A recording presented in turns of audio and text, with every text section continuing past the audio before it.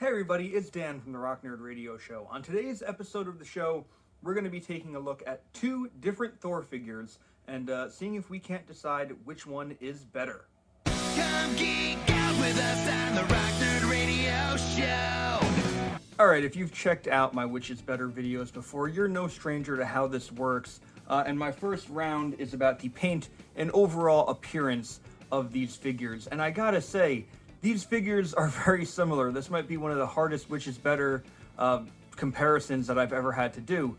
Now, looking at these two, they are both era appropriate for what they're supposed to be. This one is Thor as he first appeared in 1962. This is Thor as he appeared when Eric Masterson took over as Thor in 1991. With that said, if we look at the paint and overall appearance of these guys, like it's pretty spot on to what you expect these Thors to look like. Our 30th or 80th anniversary Marvel Legends Thor, this looks like Thor. He has a nice Mjolnir. He has his nice black armor with the silver discs. I don't really know what these are. Skin tone looks nice. Bands look nice. I do like that the boots have the little painted in details of the black here, and you see the straps. The dark red, almost a maroon type cape, I really like as well, because it doesn't look as toyetic. It does look a little more serious. Now, our Masterson Thor, again, black discs, does have skin showing on the side, but I want to point out that this is actually just painted. Because it's a straight reuse of this Thor, these aren't mold lines here. Now, it does look okay, but if you get really up close to it, you can kind of see, especially on mine, a couple little paint errors there. Not the end of the world, but everything else looks pretty good. The pants are a little lighter, so in certain light, you can't really see where they change from black to blue. These are new boots, though, compared to our 80th anniversary Marvel Legends. This one, those are different boots. Makes me wonder if they're like a pre-tool for a Beta Ray Bill or something. But very like bright red cape, which I believe he was drawn with at the time. Armbands are different on this one. They are inverted colors, so instead of being black outlined with red, they're red outlined with black, which is comic accurate, I believe. And we definitely have a different head here on this one. We have this helmeted Thor head. But overall, I think the classic one still sticks out to me as the best paint and overall appearance.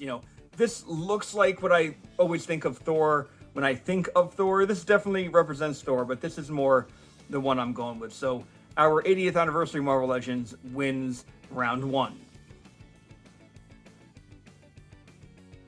Round two is about articulation, and quite honestly, even with the couple differences that these figures have, namely in the boots, they still have the same exact articulation. In fact, I'll take this Thor. They both have a ball joint up here at the head, so the head can move around. They have this cool kind of diaphragm joint that lets you go back and forth as well as side to side, and a little bit of twist. There is twist here down at the waist. Of course, full movement here on the arms, in and out, up and down, double jointed elbows, hands that have, movement to them as well. If we're looking at the legs, we have up and down, in and out, rotation, double jointed knee. We have boot cuts. Both their boots do turn, I will say. His are a little hidden because of the way the boot looks, but it is there, so you can see there, but because of the way the boot is designed, this just looks like more armor markings. So that's a really cool way to do the articulation, and both their feet move the same way. So I can't say one is better than the other in terms of articulation because they move exactly the same. Round two is a tie. Round three is about the accessories that these figures came with, and I gotta say, this Thor, what you see is pretty much what you get. The only other accessory he has is a fist that you can use to change out his left hand with, instead of being that open hand. This Thor just came with his hammer, and I will say the hammer is detailed very nicely, where you can even make out the Thor inscription on it. But this was it. This was the only thing you got with this Thor. He should have his hammer, but and an extra hand is nice, but this was all that this one came with. Maybe all he needed. Now, contrary to the other Thor, the Eric Masterson Thor actually has a few more accessories. Just like the 80th anniversary Thor, he does have Mjolnir, and you can see the Thor inscription on there. So that's all well and good, but he also comes with, just like the other Thor, this fist. And, if you want to change out the hand, you can. The other thing he has, which kind of sets him apart, is he does have an unmasked head.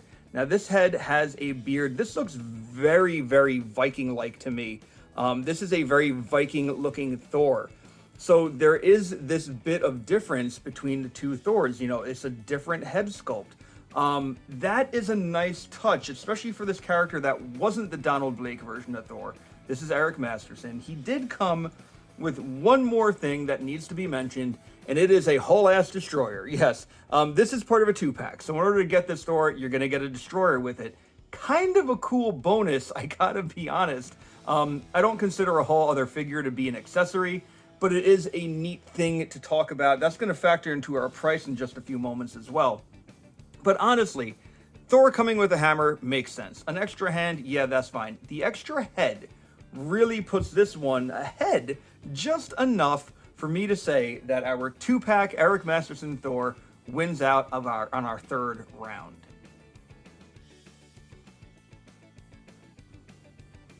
Round 4 is about price and availability, and when this Thor figure came out, I think it was the first time Marvel Legends kind of started doing that little bit of higher price for those like summer exclusive run things. This Thor, when he first came out, I want to say it was $30, and at the time Legends were $20, so you're paying a little bit more to get him.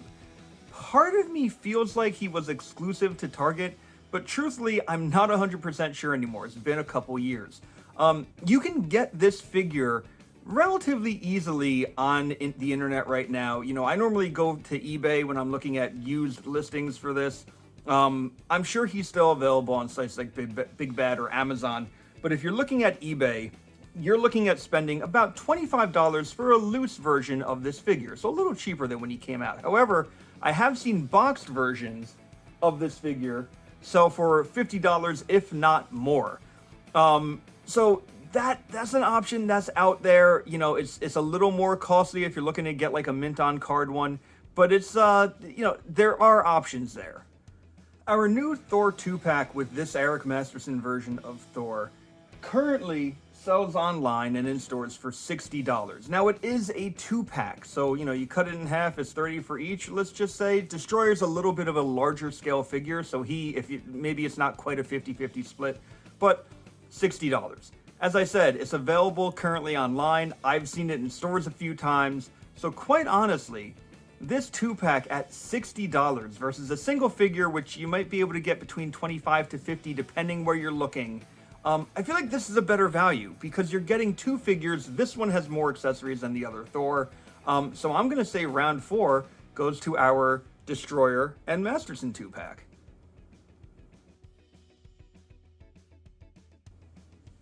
All right, my last round is about display compatibility. And here I'm really talking about which one's going to fit better in my own display. You got to think about what's going to be best for you. Now, quite honestly, this look for Thor has been around since the 1960s. This look for Thor started around 1991. So really, what kind of display are you having? Do you have something that kind of spans every era of Avengers or Thor character? Do you want something that is 90-centric? Is that when you were reading comics? That's really up to you. The one thing that is taking away from this Thor, in my opinion, is that technically we have another figure of Eric Masterson, and that's Thunderstrike. Thunderstrike is also Eric Masterson. Eventually, Thor takes back the Thor mantle. Eric Masterson becomes Thunderstrike. So if you wanted both represented at the same time, you could have this Thor and Thunderstrike, and it's like you have 2 different characters as opposed to 2 very similar looking Thors.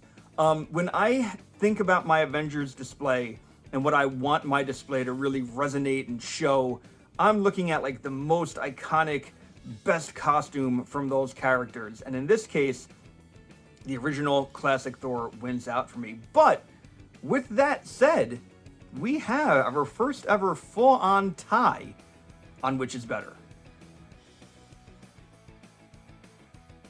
All right, so I have to be honest. I don't love doing ties when I do this, but it it was fitting for this one. Both of these figures, absolutely fantastic figures. I hope that if you have either one of them or both, that you are very, very happy. What do you think of this edition of which is better? Do you have a preferred Thor? Maybe your preferred Thor hasn't been made yet. Maybe it's an older one that I didn't even cover, because there have been a lot of Marvel Legends Thor figures. So let me know in the comments below. Give this video a like if you want. And until next time, I've been Dan. You've been pretty awesome. I'll see you around. Come geek out with us on the Rock Nerd Radio Show.